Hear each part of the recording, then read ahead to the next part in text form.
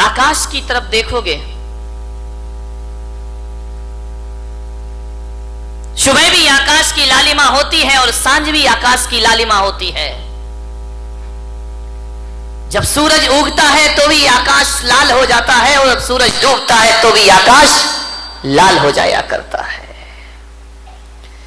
सुबह प्रातःकाल पक्षियों का कलरव सुनाई देता है तो सांझ भी कलरव सुनाई देता है। फर्क कितना होता है कि सुबह की लाली उठाने का काम करती है और शाम की लाली सुलाने का काम किया करती है। और सुबह के पक्षियों का कलरव जो हुआ करता है वह घोंसलों को छोड़कर बाहर निकलने का होता है और शाम का जो कलरव होता है वह घर वापस लौटने का कलरव होता है। ध्यान रखें, सुबह सुबह पक्षी चहचहाते हैं, कलरव करते हैं, आकाश में पंख फैलाते हैं।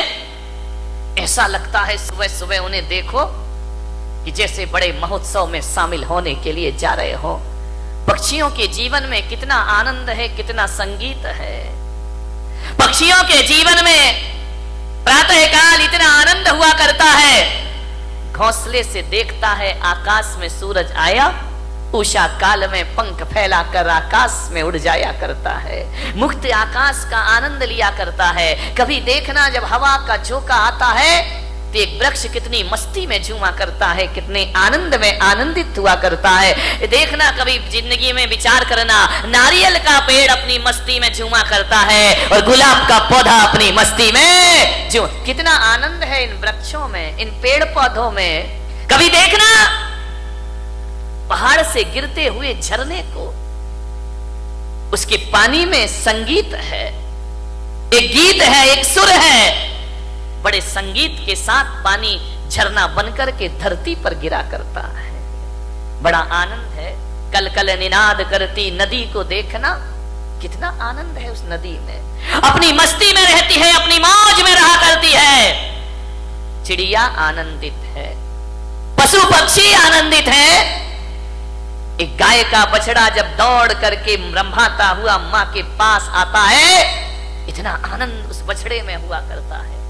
मान्यवर, मैं आपसे निवेदन करने जा रहा हूं कि पेड़ पौधे आनंदित हैं, नदी आनंदित है, तालाब आनंदित है, झरने आनंदित हैं। कितना आनंद है इस संसार में, सुख ही सुख है मेरे भाई। विचार करिए आप, प्रकृति का कण कण आनंद में जी रहा है। आसमान आनंदित है। जब रात होती है ना तो हजारों सितारों को आसमान लेकर धरती पर अपना सौंदर्य का रूप दिखाया करता है। आकाश में चंद्रमा चमका करता है। ध्यान रखिए, ज्यों ज्यों रात गहरी होती है आकाश का सौंदर्य बढ़ते चला जाता है, बढ़ते चला जाता है।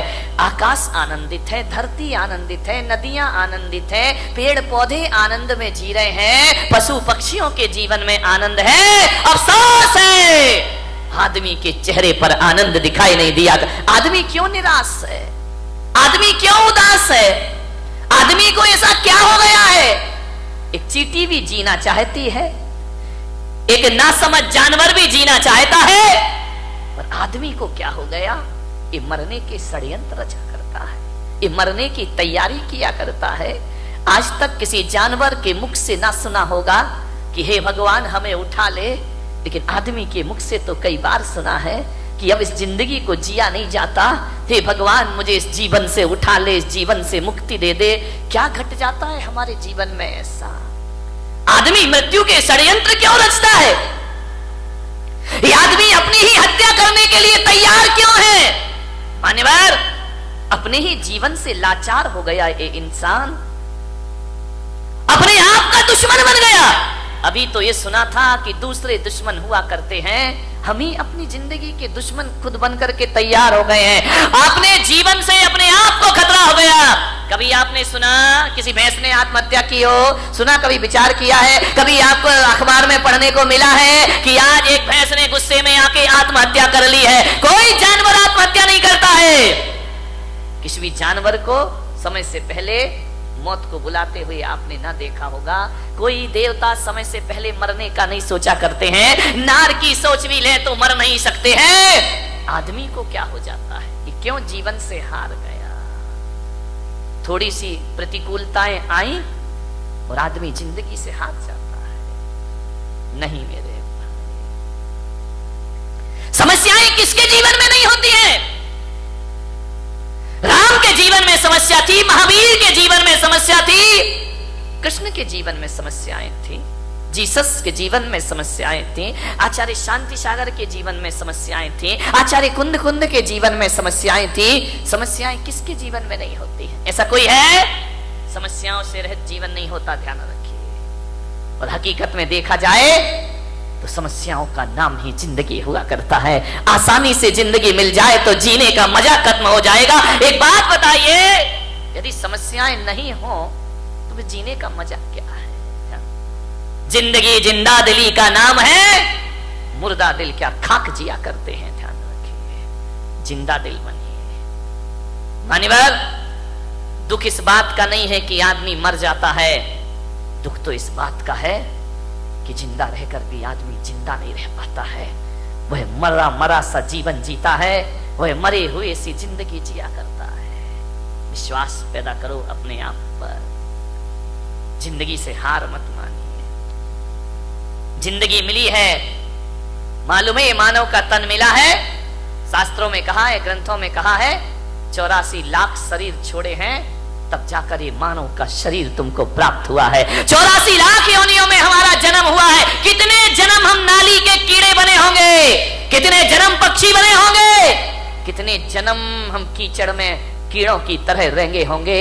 हर जन्म में हमने प्रार्थना की होगी ईश्वर से कि हे ईश्वर एक बार मुझे मनुष्य का चोला प्रदान कर दे, हे ईश्वर एक बार मुझे मनुष्य का तन प्रदान कर दे। इसलिए आत्महत्या करने के लिए नहीं, जिंदगी की अंतिम सांस को पूरी ईमानदारी से जीने का प्रयास करिए। अंतिम सांस भी पूरी जिंदा दिली के साथ जिएंगे। क्यों हार जाता है आदमी?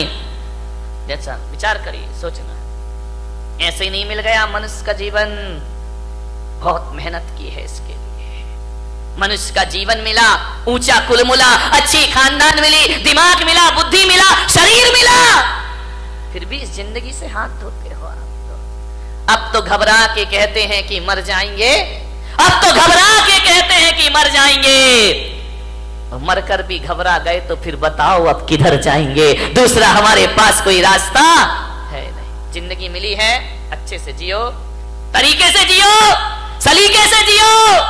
बहुत कम जीवन मिला है, इसे उदासियों में मत गुजारिए। जिंदगी भीख में नहीं मिलती, जिंदगी बढ़ के छीनी जाती है। जिंदगी भीख में नहीं मिलती, जिंदगी बढ़ के छीनी जाती है। अपना हक संग दिल जमाने से छीन पाओ तो कोई बात बने। सर झुकाने से कुछ नहीं होगा, सर उठाओ तो कोई बात बने। पोंछ कर अश्क अपनी आंखों के मुस्कुराओ तो कोई बात बने। मुस्कुराओ तो कोई बात बने। उदास मत जियो, जिंदगी को पूरे आनंद के साथ जीने का प्रयास करो।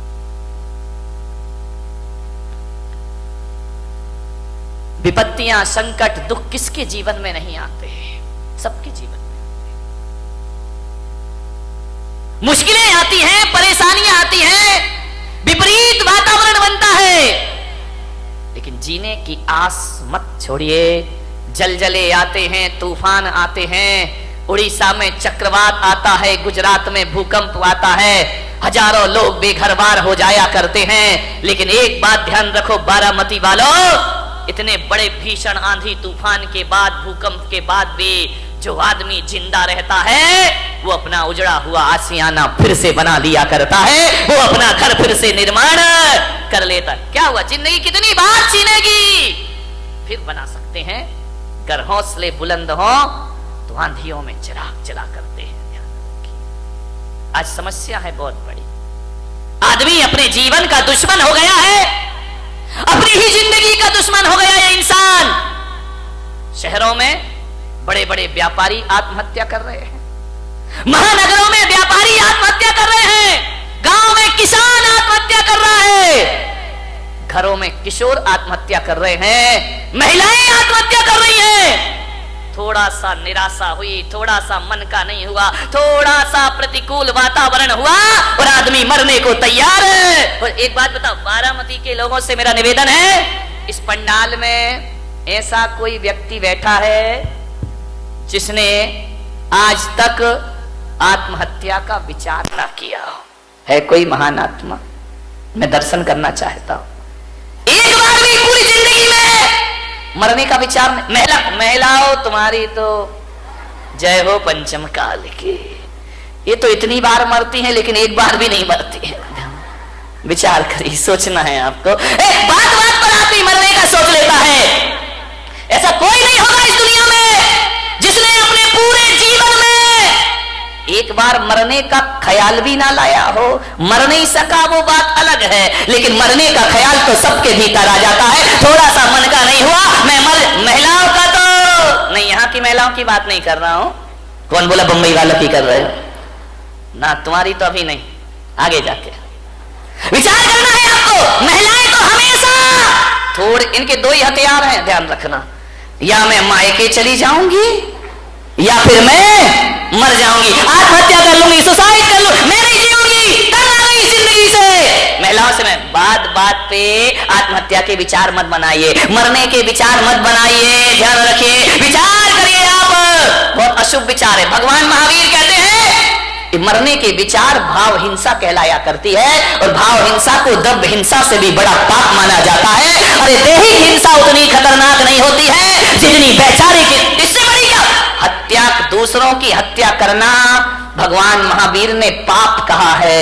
एक इंद्रिय जीव को भी मारना भगवान महावीर ने पाप कहा है। अरे एक बात याद रखना, मेरे महावीर कहा करते हैं, अरे दूसरों की हत्या करना पाप है, लेकिन अपने आप की हत्या करना महापाप हुआ करता है। इससे बड़ा दूसरा कोई पाप, दूसरों की हत्या करना तो पाप ही है, अपनी करना महापाप हुआ करता है। इसलिए भगवान महावीर ने एक प्यारा सा सूत्र दिया है। भगवान महावीर ने 4 शब्द इस इंसान को दिए हैं। अरे वो 4 शब्द नहीं, 4 वेद हुआ करते हैं, वो 4 आर्य शब्द हुआ करते हैं, वो महावीर के 4 शब्द। ध्यान रखना, इनसे बड़ा ना कोई आगम होता है, ना शास्त्र होता है, ना पुराण होता है। महावीर ने इस दुनिया को केवल 4 शब्द दिए हैं। महावीर ने इतना ही कहा है, इस मानव जीवन को सफल करना है तो 4 सत्य में जियो। वो 4 सत्य है, वो 4 वेद है, वो चारों धाम की यात्रा है। वो 4 शब्द इस धरती को दिए, जियो और जीने दो। इससे बड़ा कोई धर्म ग्रंथ नहीं हुआ करता है,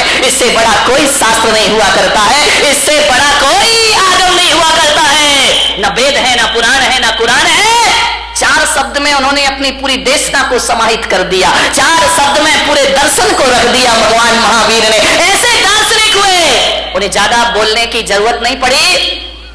भगवान महावीर से पूछा गया कि आप बताइए एक सेंटेंस में धर्म का सार क्या है, तो महावीर ने कहा जियो और जीने दो। ध्यान रखिए, सारी दुनिया समा गई इसमें, सारे ग्रंथ समा गए इसमें। ध्यान रखना, 11 अंग 14 पूर्व का सार समाया है। ये इतना साधारण अक्षर नहीं है, इतने साधारण शब्द नहीं है कि बैनरों पर लिखवा दिए जाए और हमारी इतिश्री हो जाए। ध्यान रखिए, जियो और जीने दो। भगवान महावीर ने सबसे पहले कहा है जियो, ध्यान रखना, उसके बाद जीने दो। मैंने कहा ऐसा क्यों कहा है, स्वार्थी क्यों बना दिया कि पहले खुद जियो फिर दूसरों को जीने दो? तो महावीर ने कहा ये स्वार्थ नहीं, ये परमार्थ हुआ करता है। अरे जो आदमी खुद जीना नहीं जानता है वो दूसरों को जीवन दान कहां से दे सकता है? पहले खुद जियो, कैसे जीना है? जब खुद ही नहीं जियोगे तो जीने दो कहां से आ जाएगा जीवन में? ध्यान रखिए, बहुत बड़ा शब्द है ये भगवान महावीर का। धर्मनिरपेक्ष है, सार्वजनिक है, यूनिवर्सल है। हिंदू हो, मुसलमान हो, सिख हो, ईसाई हो। कल एक सांसद महोदय मेरे पास आए, उन्होंने कहा महाराज भगवान महावीर पर कोई ऐसी पुस्तक है जो सरल शब्दों में लिखी गई हो? मैंने कहा पुस्तकें तो बहुत हैं, समझने वाला चाहिए। बोले नहीं, बिल्कुल सरल, बिल्कुल सरल। तो मैंने कहा महावीर को पढ़ने के लिए पोथियों की पढ़ने की जरूरत नहीं हुआ करती है, महावीर को समझने के लिए ग्रंथों की जरूरत नहीं हुआ करती है। मैंने कहा मेरे महावीर का स्वरूप देख लीजिए, इससे बड़ा कोई शास्त्र नहीं हुआ करता है, इससे बड़ा कोई उपदेश नहीं हुआ करता है। और महावीर का यदि सबसे बड़ा कोई ग्रंथ है तो जियो, जीने, इससे बड़ा कोई ग्रंथ नहीं, ध्यान रखना।